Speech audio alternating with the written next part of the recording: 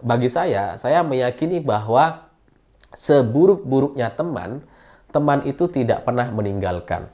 Tapi sebaik-baiknya lawan, lawan ini tidak pernah bersama kalian, tidak pernah bersama Presiden Jokowi.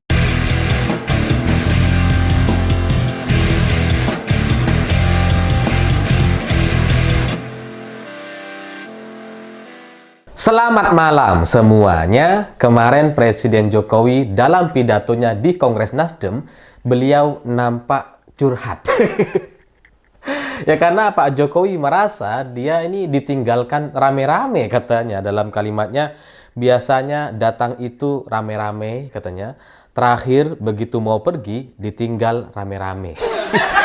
Tapi saya yakin itu tidak dengan Bapak Surya Paloh, tidak dengan Bang Surya, dan tidak juga dengan Nasdem. Wah, Surya Paloh sama Bang Surya itu beda. Tapi pada intinya Pak Jokowi menganggap bahwa Nasdem dan Surya Paloh ataupun Bang Surya itu tidak akan meninggalkan dirinya meskipun partai-partai yang lain sudah meninggalkan Pak Jokowi. Pertanyaannya, masa sih? Masa sih meninggalkan rame-rame? Perasaan menterinya masih komplit tuh, nggak ada yang mundur gitu ya. Bahkan masih bisa sempat melantik menteri baru gitu kan. Siapa yang meninggalkan gitu. Tapi pada intinya dari pidato yang disampaikan Pak Jokowi di Kongres Partai Nasdem ini adalah pidato nostalgia gitu ya, yang mengingat kembali hubungan antara Pak Jokowi dengan Surya Paloh sejak 10 tahun yang lalu, yang katanya itu diisi dengan perbedaan yang kemudian membuat bingung satu sama lain gitu ya. Dan Pak Jokowi juga bilang bahwa Surya Paloh ini ketua umum partai satu-satunya yang pernah dipayungi sama presiden gitu ya. Ya nggak tahu dipayungi ini benar-benar dipayungi atau hal lain. Memang pernah sih gitu ya dipayungi sama Pak Jokowi karena kehujanan gitu. Tapi pada akhirnya tetap masuk angin. Dan dari pidato Presiden Jokowi terkait merasa dirinya itu ditinggalkan gitu ya secara rame-rame katanya, ini kemudian setelah itu ada harapan kepada Partai Nasdem untuk tidak meninggalkannya. Memang pernyataannya itu kan, tapi saya yakin Partai Nasdem, Bang Surya, Pak Surya Paloh tidak akan melakukan itu gitu ya, tidak akan meninggalkan Pak Jokowi. Itu kan bahasa lainnya ya berharap gitu ya. Bahasa lainnya, tolong ya Nasdem jangan tinggalin saya. Kan kira-kira kayak gitu. Itu sama seperti tulisan jangan buang sampah sembarangan gitu ya. Jangan buang sampah di sini gitu ya. Dalam bahasa lain, terima kasih Anda tidak membuang sampah di sini. Atau juga seperti tulisan parkiran gitu ya. Dilarang parkir di depan rumah ini atau bangunan ini gitu ya. Ada juga bahasa yang lain, terima kasih Anda tidak parkir di sini. Ya ini soal perbedaan bahasa saja, tapi tujuannya ya sama, yang pada intinya meminta Partai Nasdem atau Surya Paloh untuk tidak meninggalkan Pak Jokowi sendirian gitu. Jadi ya ini menjadi satu cerita politik yang baru bagi Nasdem dengan Pak Jokowi setelah sebelumnya ini sempat memanas gitu ya. Ya karena dari Partai Nasdem gitu ya, apa yang tidak direlakan sama Partai Nasdem kepada Pak Jokowi gitu ya. Sekjennya kena masuk dia gitu ya, masuk penjara dibiarkan, menterinya lagi satu lagi dicopot dibiarkan gitu. Jadi sudah banyak rasanya pengorbanan Partai Nasdem kepada Pak Jokowi, bahkan sekjennya Joni Plate yang begitu luar biasa, yang punya peran sentral di Partai Nasdem itu ya diikhlaskan, diwakafkan di penjara gitu.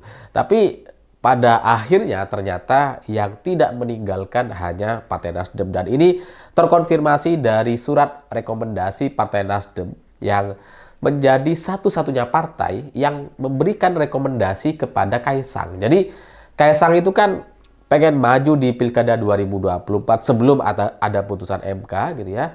Ini kan pengen maju di Kaisang ini, dan kemudian sempat mau diusung atau digadang-gadang sama Kim Plus. Tapi satu-satunya partai yang mengeluarkan surat rekomendasi itu hanya Partai Nasdem. Sementara dari Kim Plus itu cuma omon-omon kata Prabowo. Ya cuma omong kosong aja gitu, bahwa memang ada pernyataan dari Dasko gitu ya. Pak Dasko bilang ya kita akan sama seperti Partai Nasdem mengusung Lutfi dan Kaisang. Meskipun akhirnya nggak jadi gitu ya, yang diusung adalah Lutfi dan Tas Yassin gitu ya. Jadi ya memang partai satu-satunya yang tidak meninggalkan Pak Jokowi adalah Partai Nasdem, setidaknya sampai sekarang gitu ya. Nggak tahu ke depan akan gimana. Ya, tapi kalau kita lihat dari peta politik terakhir ini, di mana Kaisang gagal maju di Pilgub gara-gara ada putusan MK, dan kemudian DPR gagal mengesahkan RUU Pilkada karena banyak anggotanya tidak hadir, dan kemudian ada juga isu Pak Prabowo nelpon ke Ibu Megawati katanya yang pada intinya Gerindra tidak terlibat dalam hal ini gitu ya. Anggota Gerindra nggak hadir, makanya kemudian nggak cukup anggota.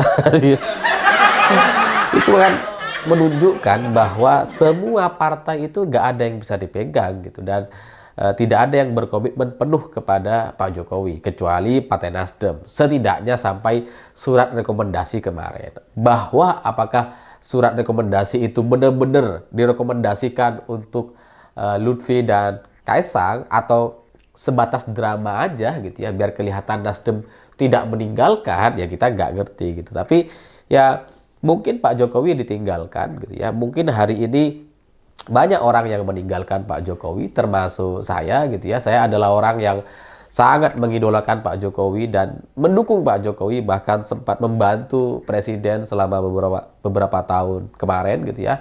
Tapi pada akhirnya tidak lagi mendukung langkah-langkah politik Pak Jokowi, ya karena sudah berbeda arah dan tujuannya. Jadi apakah kemudian kami ini dianggap orang yang salah karena sudah meninggalkan Presiden Jokowi sendirian? Saya pikir ya enggak gitu ya. Pak Jokowi itu masih punya banyak orang di sekelilingnya. Kami ini orang-orang yang dianggap ya nggak penting lah. Ada nggak adanya tuh dianggap nggak punya pengaruh gitu ya. Pak Jokowi kan lebih suka dengan Budiari misalkan gitu ya. Yang bisa melakukan apapun gitu ya. Terus kemudian ya orang-orang yang lebih bisa menerobos banyak aturan, kan itu faktanya. Dan kalaupun pada akhirnya hari ini partai-partai meninggalkan Presiden Jokowi gitu ya, itu kan sebenarnya bukan sebuah kesalahan gitu. Yang harusnya dipertanyakan kenapa mereka melakukan itu. Kenapa mereka ini, orang-orang di sekitar Pak Jokowi ini meninggalkan Pak Jokowi gitu. Kenapa Pak Jokowi jadi dijauhi atau jadi tidak dianggap lagi. Kalau dari sisi saya lebih penting untuk mencari alasannya gitu. Kalau alasannya adalah karena Pak Jokowi meninggalkan lebih dulu para loyalisnya gitu ya. Ya itu kemudian menjadi wajar gitu. Yang meninggalkan Pak Jokowi kan sebelum ini kan adalah orang-orang yang ya benar-benar relawan, yang memang loyalisnya, yang memang nggak diberikan fasilitas atau privilege apapun, dia tetap mendukung presiden gitu ya.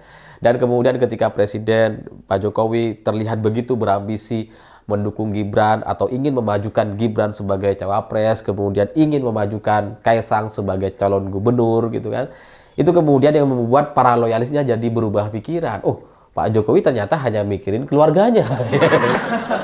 Padahal kami ini dulu para loyalis Pak Jokowi itu sampai gak mikirin keluarga, hanya demi bisa mendukung Pak Jokowi dan untuk cita-cita kebaikan negara Indonesia yang lebih baik. Banyak dari kita ini banyak yang gak mikirin keluarga lagi gitu. Udahlah, gampang masalah ini. Masalah minus gampang nanti kita atur gitu. Tapi pada akhirnya ternyata Pak Jokowi lebih mementingkan orang-orang di sekelilingnya yang memang selama ini lebih mencari manfaat dibandingkan menjadi orang yang membantu presiden. Jadi kalau ditanya kenapa Pak Jokowi kemudian ditinggalkan, itu mestinya menjadi poin yang lebih penting untuk dipikirkan oleh presiden dibandingkan fakta bahwa beliau sudah ditinggalkan oleh banyak orang. Karena Pak Jokowi sendiri yang meninggalkan para loyalisnya untuk kemudian bergabung dengan orang-orang yang tidak pernah berjuang dengan dirinya. Ya karena kita lihat gitu. Orang-orang yang ada di sekeliling Pak Jokowi hari ini kan bukan orang-orang yang dulu 2014 lalu atau 2019 lalu itu berjuang untuk memenangkan presiden. Kalau kita lihat gitu ya. Jadi Pak Jokowi memilih meninggalkan para loyalisnya untuk bergabung atau berkumpul dengan orang-orang yang tidak pernah berjuang untuk dirinya. Sehingga kalau sekarang kemudian orang-orang ini yang dulu tidak pernah berjuang untuk Presiden Jokowi kemudian meninggalkan Presiden Jokowi, wajar gitu. Ya itulah faktanya. Memang seharusnya seperti itu gitu. Apa yang mau diharapkan dari orang yang nggak loyal gitu ya? Apa? Jadi ketika Pak Jokowi sudah tidak punya kuasa, ya orang ini akan bubar aja gitu. Seandainya Pak Jokowi tidak meninggalkan kami para loyalisnya, maka sampai kapanpun, sampai Presiden Jokowi meninggal dunia, kami akan tetap menjadi pendukung beliau. Ya, tapi karena kami sudah terlebih dahulu ditinggalkan, ya selamat Pak Jokowi berada di lingkungan orang-orang yang tidak pernah meninggalkan. Sehingga bagi saya meyakini bahwa seburuk-buruknya teman itu tidak pernah meninggalkan.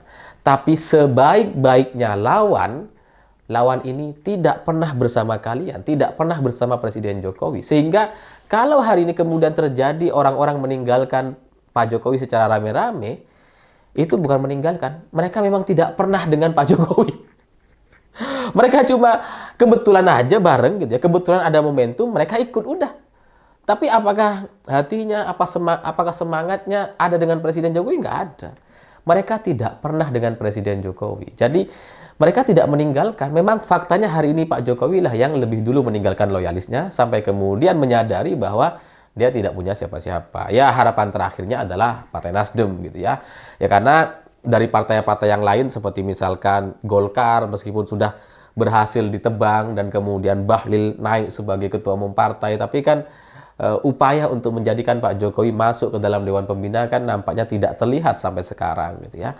Kalau dari Partai Nasdem mungkin bisa Pak Jokowi langsung tiba-tiba menjadi Dewan Pembina, itu bisa diatur lah sama Pak Surya gitu ya, aturable gitu ya. Tinggal nanti kita akan lihat apakah Nasdem memerlukan Pak Jokowi atau tidak. Karena ketika, saya ingat betul, ketika Sekjen Partai Nasdem itu masuk kasus korupsi dan kemudian dia harus dipenjara gitu ya. Kemudian setelah itu ada kader Nasdem lagi yang diganti lagi di kabinet. Itu Pak Surya sempat bilang ke wartawan gitu ya. Ya kita lihat saja. Mungkin hari ini Presiden Jokowi tidak membutuhkan kita, tapi di masa depan belum tentu. Apakah Presiden benar-benar tidak membutuhkan Nasdem? Ya kita lihat nanti. Nah hari ini dan beberapa hari ke depan sampai 20 Oktober nanti kita lihat kenyataannya seperti apa. Apakah Partai Nasdem masih membutuhkan Pak Jokowi atau tidak lagi? Karena kalau sudah tidak lagi ya Partai Nasdem hari ini sudah berjalan terlalu jauh dan kemudian nampaknya tidak bisa lagi mengakomodir Presiden Jokowi setelah semua yang sudah dilakukan dan saling sindir-sindiran dalam pidato Kongres Nasdem Partai Nasdem kemarin. Saya pikir itu. Terima kasih sudah menonton. Begitulah kura-kura.